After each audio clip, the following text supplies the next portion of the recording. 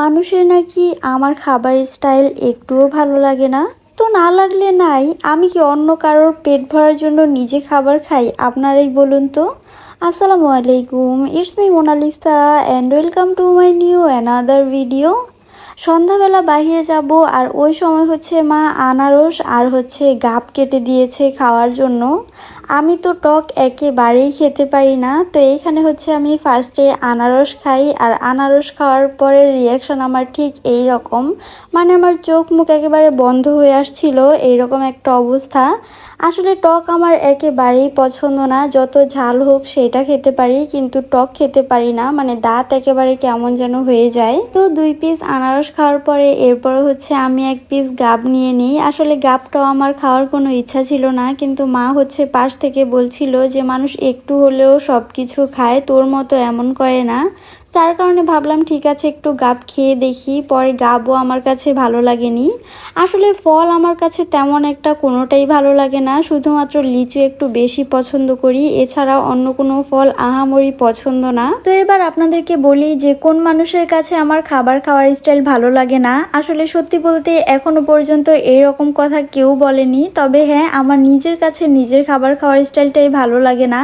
আমি যখন খাই তখন হচ্ছে আমি আমার মনের মতো করে খাই, মানে এইখানে কোনো রং ঢং করে এরপরে আস্তে আস্তে খাওয়া ওই রকম না। আমি যেইভাবে খাই ওইটাই হচ্ছে ভিডিও করি। কিন্তু হ্যাঁ, আমি যে বাসায় যেই রকমভাবে খাই ওই রকমভাবে আবার বাহিরে গিয়েও খাই এমনটা কখনোই না।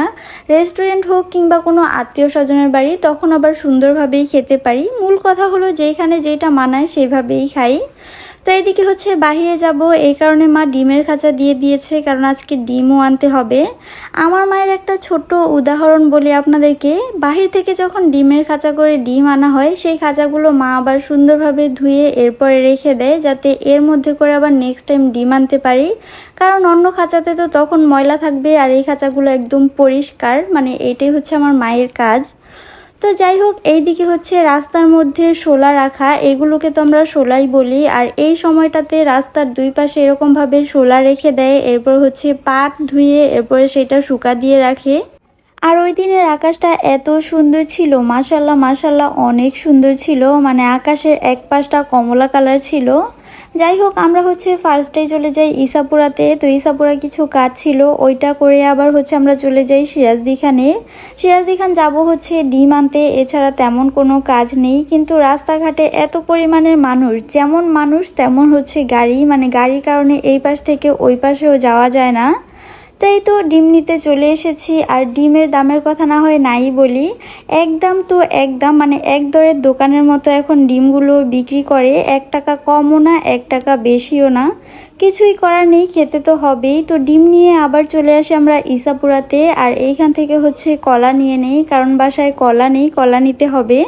আর এরপরে বাসায় যাওয়ার আগে আবার পাউরুটি নিয়ে নিচ্ছিলাম। তো এই তো আজকের ছোট্ট ভিডিওটা এই পর্যন্তই। ভিডিওটা কেমন লেগেছে সেটা অবশ্যই জানাবেন।